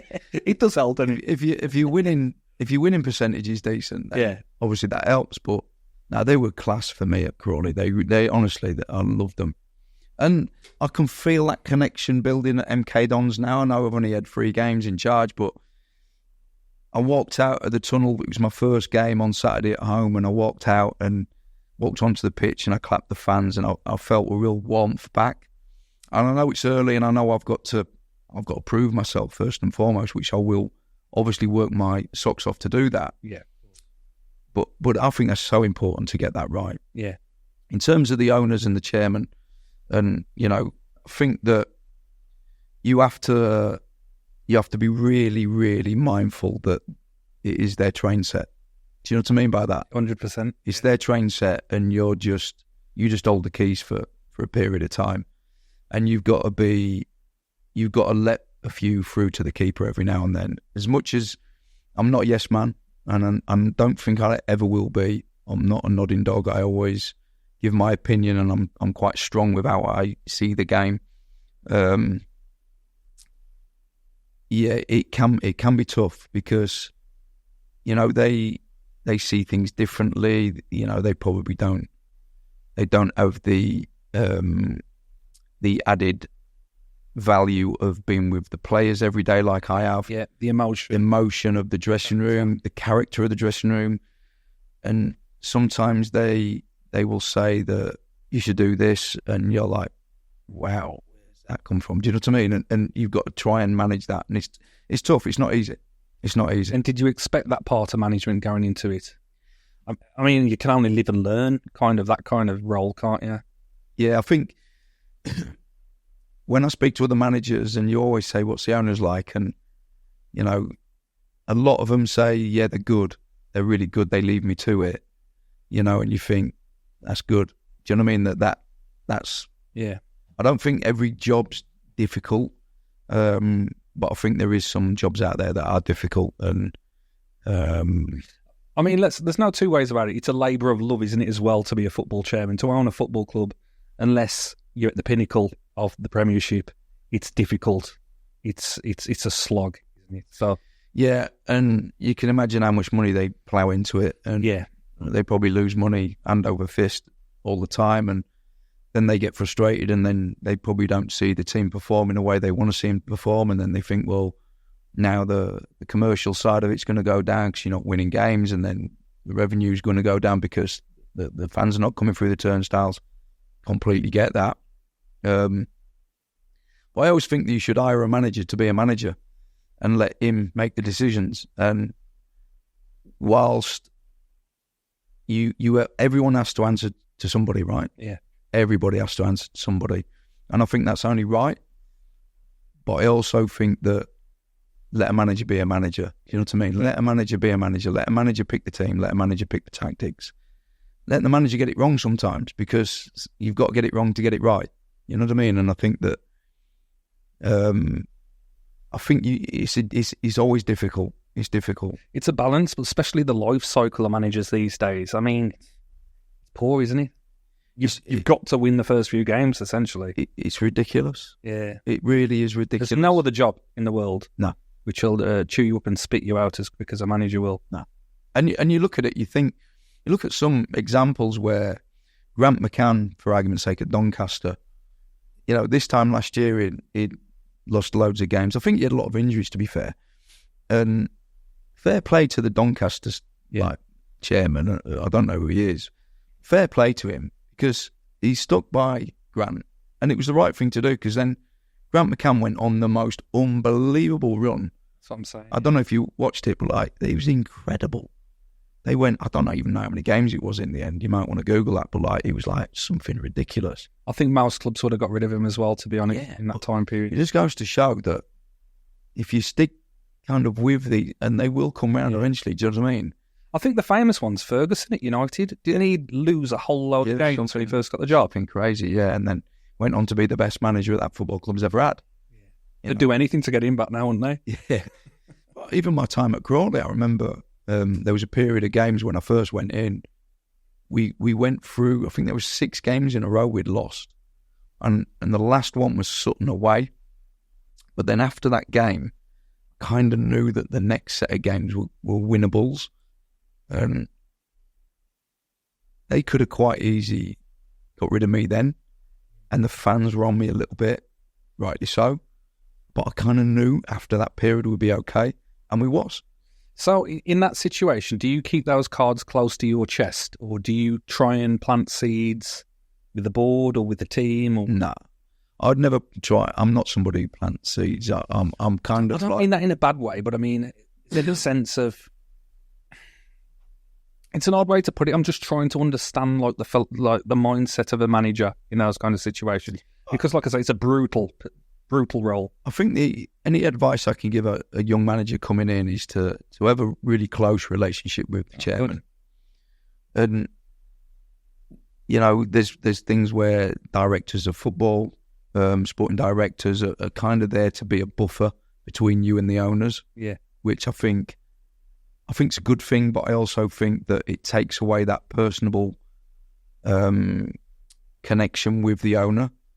I speak to the owner now at MK Dons. He rings me after games. He rang me last night to speak about Saturday. And I like that. Yeah. Because I've got a connection with the owner, I think that's healthy. And sometimes we might not agree. That's also healthy, right? But yeah, I think to build a relationship, good, bad, or indifference, but you have a relationship. I agree with that, yeah. Do you know what I mean? Yeah. And there's nothing wrong with having your own opinion.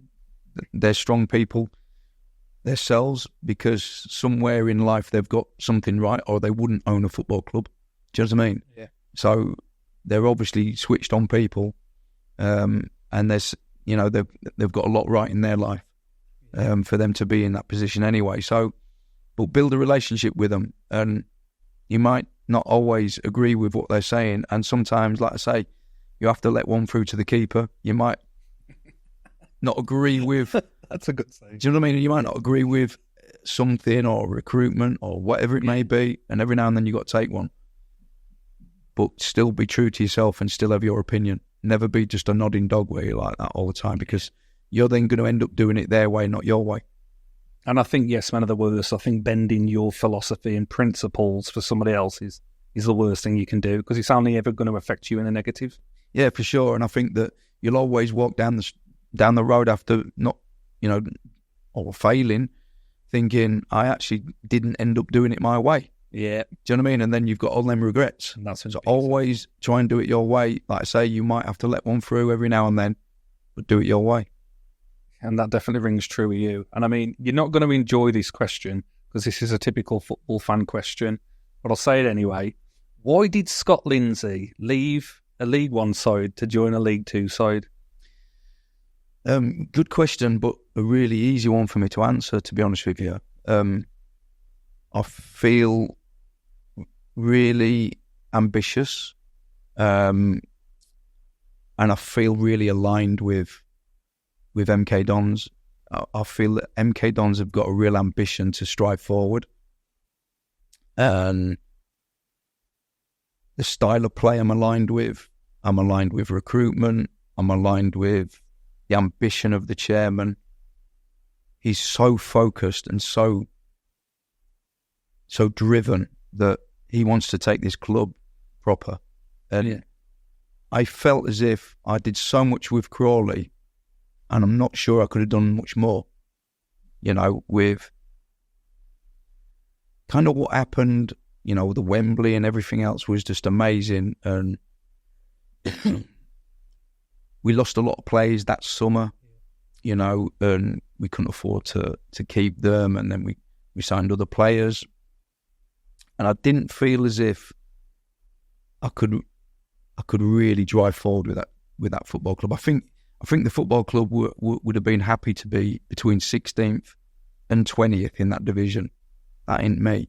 I don't want to finish 16th. Yeah, I want to finish number one. Do you get what I mean? I want to be. Why are you doing it otherwise? Yeah, I don't want to finish 16th, and I just felt, you know, I just felt the club I've come to have got more ambition. Well, it's 100% in a better place now than it was when you took it over. And I suppose you've got to take a lot of pride in that. And knowing, how is it as a manager walking away from a project which you've built single-handedly? Yeah, really, really difficult because I've met some really good connections with the fans and the back office, you know, the staff, the players, brilliant. And it was tough. Let me tell you now, that was tough. But I do feel it was the right thing. I don't think I could have taken that club any further than I've taken them, given the resources and given everything that gone on. I felt I'd reached. And I think it was fair for me to move on at the point I moved on. And it's probably better for a new, fresh set of eyes, a fresh voice to come in, and maybe he can take it further than I could. You know what I mean? I just think it was the right time for me to go. But again, it's a true testament to your character, because who else has the balls to move back, to go forward, to take a step down, to move forward again? Look, I felt I did that. We've done it many times. I think I did that with Swindon to Crawley initially, but I backed myself to do it. Yeah. And I backed myself to do this again, you know. Will I get it right? Remains to be seen. Given, you know, the players that I'm working with and the staff in the back office, the chairman's drive, the CEO, the director of football, everybody there, the tools are there to really strive forward now, you know. It's a massive club. It's massive. Great club. From the outside looking in, I know it's a massive. Great club, but needs kind of shaping into a success, and I feel amazing stadium, right? Yeah, like, just incredible. The facilities, incredible, lovely white kit. You know, everything's so sparkly and beautiful and nice. And put you up in a hotel or get you a tent, or it's a tent, yeah. And it's just, everything's just so good there. But I feel as if it's missing a real cutting edge. Do you know what I mean? A real aggression to really be successful. And I think that for all the football coaching and how we want to look and we want to play, we want to have the ball, we want to be possession. But I want us to be more aggressive. You know, like Saturday, we concede with 90 seconds to go, and we draw the game, and I'm walking down the tunnel, and you know, and I'm seeing I'm seeing people high-fiving the players as we're walking in, and it's almost like accepted to draw that game, and that ain't what I'm built on. Yeah, I know that. Like, I don't want to give anything away, but I know if you want to go, you'll go. And I think now listening to stories about your dad, I know where it comes from. But you know, you're well-spoken, you're articulate, you're definitely a good coach. So when do you... Because like I said, I wouldn't piss you off, and I'm a big old chap. So when do you pick and choose? I think sometimes you don't have to shout or raise your voice to tell the truth. Do you know what I mean? So sometimes I can do it in a calm manner. Yeah. But I'll always be honest. Saturday annoyed me because it was 90 seconds to go, and I felt that there was certain aspects that we got wrong within them last few seconds, and there was no need for it. And then the roof comes off a little bit, you know what I mean? And I can lose my temper with situations like that, but only because I care, right? Yeah. And I care for the players, because I look at the effort they put into that game, and not just the players, everybody. The effort of my analyst watching the games, and me watching the games, and my staff studying where we can put the corners and the free kicks, and so much work. All the detail on the training ground, the meetings that we do, the set piece meetings, and the effort that the players put in for it all to be thrown away in 90 seconds. Would you say it's a lack of concentration, because a lot of goals are conceded in those last 90 seconds of games? Yeah, I think it probably is. I think there's an art to seeing it through. I think that there's a real art to just seeing it through. And is that a dying art now these days? I don't know. No, I don't think it is a dying art. I think you can get the right group to see the game through by just talking about what you need to do. Like, you're 1-0 up at home, there's 90 seconds to go. Just gathering the troops and saying, right, come on. They ain't getting in our half of the pitch anymore. Let's just close up now. Yeah. Done. I don't think it's dying art. I just think that, it was just one of them things. And you know those things like the balls into the corners and the big striker to hold the ball in the corner? That's what I want to sign you. But I think me as the leader of MK Dons now, I need to show my teeth, and I need to show my teeth in a way that it becomes a winning mentality from me as the leader. Then hopefully everyone will follow. And some may fall. Do you know what I mean? It is what it is. But the ones who fall, probably not going to be for me anyway. Do you know what I mean? So I'm knowing you'll give them all the chance out. It's up to them. For sure. Yeah. But I have to, we go into every game to win, and I can't have it where a draw's acceptable, or dropping points is acceptable, or certainly losing. It's not acceptable. Not with the players that I've got. We got a fantastic group, and we've got brilliant facilities, and like I say, but I sometimes think that I just need, looking around the building and being there, the time that I've been there, I just want a little bit more aggression to see it through. Well, I know that's one thing you'll definitely bring to a team. Was the Harrogate game your first game? No, Bromley away. And how did that one play out? 1-1. 1-1. Yeah. So you scored early. Yeah. Scored real early. It's a long game then, though, isn't it? When you get that first goal. And they were direct. They were really direct. Complete. Put it on us, and we were good in the game. To be fair, we probably deserved to win the game. And then Harrogate was the second game. Yeah, 5-1. Where did that come from? I mean, I was texting Belshaw, and I think he's still heartbroken. I just said to the players, they'd not won away from home in the 20th of April was the last away game that they'd won. So it was 23 weeks ago. Wow. And I said to the players, it's nearly half a year. So I said, look, I want you to get together as a group and discuss it. We've got to put it to bed. So, all right, me driving, you got to drive it. Yeah. As got to drive it. You can't be coming to all these places away from home and not winning a game in a half a year. That's got to stop. So it's definitely an intentional statement that you was looking to make. Yeah. I love that. We had a meeting. Two of the experienced players, Alex Gilby, Dean Lewington, literally pulled the players in and had a meeting about it at the hotel and said we have to stop to this tonight.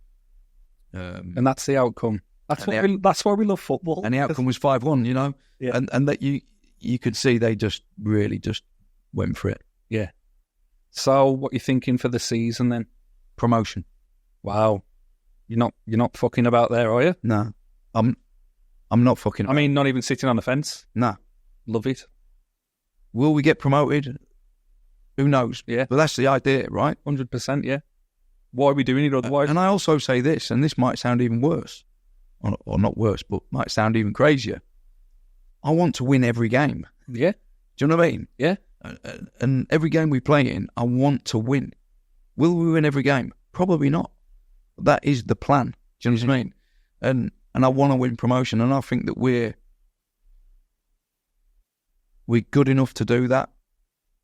Certainly with the players I've got, and to add that little bit of spice of a winning mentality, I think we're more than capable of doing it. We're a little bit behind the 8 ball at the moment. You know, when I come in, I think we had 7 points on the board when I come in, and we've picked up 5 points from the last 3 games. So we're a little bit behind the 8 ball, but we're only 7 points off the top spot, which, you know, you get 4 or 5 wins together, a couple of teams above you drop points, which they are doing at the moment. There's no one really running away with it. We'll be fine. And how are you in the competitions? Cups? So FA Cup obviously not played yet. Carabao Cup out. You got to remember, I'm in non-league, so I've been playing the FA Cup qualifying games since 4 months ago. So FA Cup not started yet. Carabao Cup out, and then we've got the Bristol Street Motors the EFL Trophy. Yeah. We actually got a game tomorrow night. Play Arsenal under 21s. Oh right. So you're not getting the chairman saying, "I want a cup run." Is that a thing or not? He hasn't yet, but I'm sure he will. And rightly so. Cup runs always. It eases the pockets, doesn't it, for him? I think it's always good for the club anyway, isn't it? The supporters, more than anything, love a cup run, don't they? You know. Yeah. The romance of the cup. It's what put me in the game. Yeah. Yeah. I think a good cup run is always a positive. Like I say, for the supporters more than anything. Do you know what I mean? The FA Cup's great, isn't it? Yeah. It's just brilliant. Did you play in the game, Bristol City? For Tamworth, yeah. I had a couple of good cup runs under Tamworth, obviously. But my career started at Town through the FA Cup. We got to round 3, played Cardiff. They went to the final against Portsmouth. Put me on the map, and then every Tom, Dick and Harry wanted me. But it's as a non-league player, I mean, you know how to find a non-league player. It was everything. Yeah. It was magic, yeah. Yeah, well, I remember when we played Bristol City at Tamworth live on telly. It was. Yeah. In fact, it was Steve Cottrell's first game. I never told Cots that actually when we played Forest Green. It was his first game in charge at Bristol City. Oh, was he? Yeah. I want to tell a funny story about that. Actually, I'm not sure you can hear it, but I'm going to tell it anyway. I'll bleep it out or cut it out if I want to. I don't know if you remember, but me and Dale had 2 goldfish in the office. And they were called 1 and 2. And Gabriel, the Sky Sports pundit, interviewed Dale before the game. He said, he's talking about the cup run and that. And he said, I've noticed, Dale, you've got goldfish in your office. He said, yeah, they make me feel very therapeutic. And yeah, that's 1 and 2. He said, they're called 1 and 2. He said, yeah. He said, why do you call them that? He said, well, if 1 dies, we've still got 2. And if 2 dies, we've still got 1. Anyway, cut long story short, we play the game. And after the game, Dale gets a shower and he said, I'm going to go over to the boardroom. The boardroom's on the other side of the ground. So I'm the only one left in I think Buster's kind of pottering about with the kit and that. But I'm the only one left at the ground, and I'm having a shower, I put my clothes on. We're going to go out for a drink that night. And it was like porter cabins, wasn't it? Yeah. And that Still is. Yeah. And the kind of manager's office was the back of the changing room, if you remember. And I shut the doors, kind of went out for the night. Last one out. Last one out. Yeah. Went back the next day, walked in. As I walked in, it felt like I'd walked into the Caribbean. Do you know, I left the radiators on. Anyway, it was puttering about, getting me bits and pieces. And I looked up, both fish were like floating on the top. You killed the fish. Killed the fish. And honestly, I was devastated about it. Oh, I can imagine. And I rang Dale and said, "You're never going to believe it." He went, "What?" I went, 1 and 2 are dead. Went, ow. So I left the radiator on in the porter cabin thing, and the heat has obviously boiled the water. He said, "I can't believe it." That break his heart, that will. He went, "They were fucking on telly yesterday, live on Sky, and today they're dead." I went, "Yeah."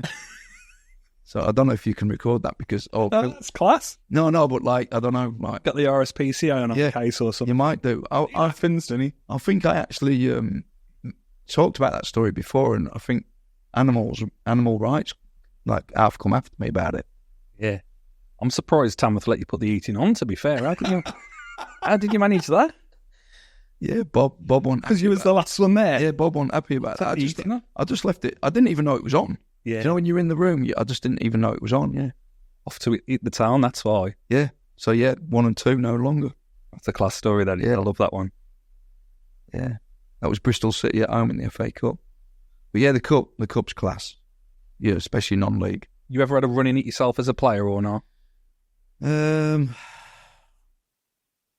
Yeah, kind of. Where was we? Welling United played Reading at the midday ski. That was a good one. My friend Peter Overton, he got sent off. Lost. I'm trying to think. Gravesend and Northfleet, which is now Ebbsfleet. Yeah, we played Notts County. Nothing. No big clubs. Do you know what I mean? It was more like just first round. Is there a club you've played at where you look at your time fondly, where you actually say, "I actually enjoyed that"? Because it sounds like a lot of your career has had an impact on your career for the right or wrong reasons. Do you know, I played at a club now, which at the time was a really good club. They've kind of come down the levels a little bit now. It was Canvey Island. Yeah. Brilliant, like really good people, good players as well. We had a good side. You know, when you just like go into autopilot as a player, yeah, and the weeks just pass, and it's like you don't have to think, and you just enjoy it. I liked it there. Jeff King was the manager, and he kind of was the chairman as well. Do you know what I mean? He was the money man, and we had a guy called Glenn Pennyfather who was the coach, and we had really good players. I just enjoyed my time there. It was just a really good place. We had. Is that right back? I played in midfield there. Oh, did you? Yeah, I played in midfield. So he was right back. Jeff Brazier. You know, someone's knocking at your door. You know, Jeff Brazier. Yeah, he I don't know if he married Jade. He did. Jade Goody. Yeah, he's got a son. Yeah, yeah. So Jeff was the right back. I played in a charity game a couple of weeks back, and they were all there. It was brilliant. I bet you that was mad to see. I loved it. I loved Canvey. Ebbsfleet, which was then Gravesend and Northfleet. I was captain there 2 years, loved it. They just had a good dressing room, do you know what I mean? Yeah. It was just good fun. Folkestone, another non-league, like proper non-league club.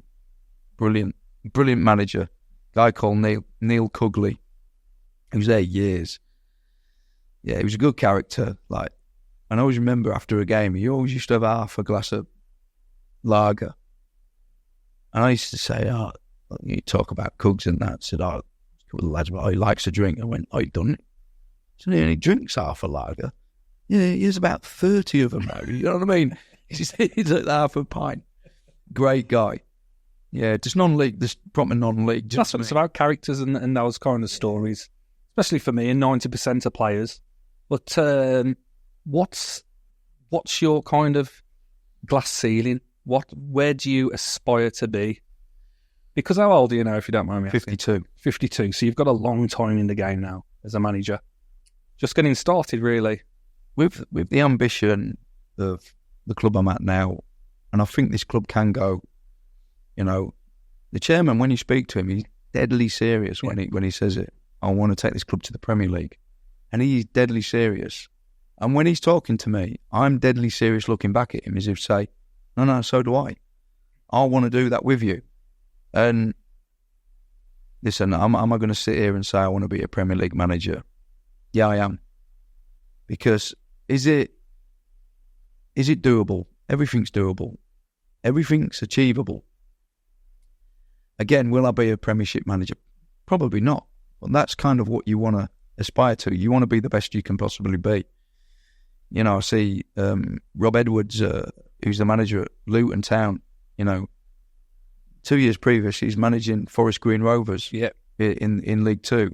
And then you see him in the Premier League, being a Premier League man. Wow. Yeah. Why can't that happen to me? Do you know what I mean? Yeah. And you've got to have that. You've got to shoot for the stars, right? You might miss and it's something lower than that. But if you're not in it to win it, why are you in it? Yeah, but precisely. And people might I think if they laugh, that's a reflection on them. No, but they can, no problem. Yeah. And I understand it. I understand why they'll be like, oh, listen, what's he talking about? But I actually don't care. I actually think that everything's achievable. If I'd have said at the start of last season to everybody, no, Crawley's going to get promoted this year, which I was saying, by the way, everyone would be like, what on earth are you talking about? You've got to have that drive and you've got to have that ambition, or all of it's a waste of time. Yeah. You know what I mean? And I think what's important is getting the buy-in, I call it the buy-in from the people around you, the staff, and I think you managed to achieve that. And then as soon as you've achieved that, you've accomplished what you set out to achieve. Yeah. The press used to ask me all the time, and, what do you want to achieve here? And I used to kind of half, sweep it away and just say, well, listen, we just want to improve year on year. But inside the dressing rooms, I'm like an animal trying to get these players. No, we're getting promoted. Don't worry about the outside world. These four walls in here, we're getting promoted. I'd never say it publicly. Do you know what I mean? Or try and put any pressure on us away from the dressing rooms. In the dressing room, the lads were like, wow, we are actually getting promoted. Do you know what I mean? That was powerful. Yeah. But I kept it in-house. I never, ever talked about it in the press. I just said, yeah, we've got aims. It's kind of private to my dressing room and my staff. And they were desperate to know what their aims were. So I'll tell you when we've achieved them. And if we don't, you'll never know. So now, Scott, thank you very much. Thanks for coming and seeing me. No, I've got anything to add. I think I've took a lot of your time, and it's special to me. Thank you for coming on and seeing me. And I am actually excited to see what you achieve next. Thanks, Pezzo. I've really enjoyed it. And I'm excited to see what you achieve next with your with your playing career, because I think you should still play. Well, if you need a couple of goals come the end of the season, you know what? My the biggest tarnish of my career is never scored in the Football League. Really? Yeah. Scored nearly 300 career goals. That's amazing. Played pro 10 years. I got my move to a club which wasn't in a good place, and I played a lot of my games left wing for Lee Sinnott. And because I said it in the last podcast I did with Josh Gordon. People couldn't put the ball in the box. And he says, Pez, you're the only one who can deliver. And I was putting it on. You should have been delivering it, running in there and heading it in. Well, you know I can do that. No. I was putting it on Mark Richards' head, Luke Rogers' head. But never got a goal in the Football League. And that was always the thing which hurt me the most. Was you one of them tricky wingers that used to take the fullback on, or did you just bundle him over? I'd bundle him, but I'd pinch a yard, and if I could see the corridor of uncertainty, put it right in it, and just feed that hole, and I knew somebody would be there. Yeah. Whereas I get frustrated now because people can't see that now. They think the job is to take somebody on, and it's not. You take somebody on to create space to put it in. Yeah. Teams don't cross the ball enough for me. No. But I mean, I watch League One, still League Two and the Premiership, and I see people crossing the ball in the box. That's not something that happens in non-league now for some reason. There's Yeah. this false idea that they need to have a shot. Yeah, we try and work the ball around the box to try and, we call them stick passes, where we look at, say you're playing right wing. I'd look at you, but I'm not going to give it to your feet. I'm going to put you right in there. Oh, okay. And now all of a sudden you're at the byline and you're now not crossing it. You're now passing it into the box. Do you know what I mean? You're actually picking somebody out with a pass. Yeah. And it becomes a closer finish in many ways. Whereas if you're crossing it from a deeper position, it's a bit of a fight in it with centre halves and centre forwards. And Well, again, like you said, you're a chess player by the sounds of it. Amounts to goals are scored within the 6-yard box, but everybody wants to score the 20, 30, 80. two of our biggest chances on Saturday were from crosses, and we made 2 unbelievable crosses, 2 unbelievable headers, and the keeper made 2 unbelievable saves. And I felt we never did that enough. Yeah. You know, apart from them 2 times, we never did it enough for the rest of the game. Yeah. You know what I mean? So, You win and lose the games in both boxes, don't you? That's my interpretation. of course, yeah. But watching the Prem now, match of the day, and you see the managers high-fiving the set-piece coach. And I think they've got set-piece coaches. They've got like a coach for everything. I would say to my coaches, certainly last year when we got promoted through the playoffs, I said, if it weren't for you lot, we'd have gone up automatic. I always say that to them, a bit of banter. Keep them grounded. Yeah, keep them grounded, yeah. They're good though, they're really good. Yeah. But no, listen, Pez, thank you. Enjoyed this, been great, mate. Thanks, Scott. Thanks for seeing me. Top man. Cheers.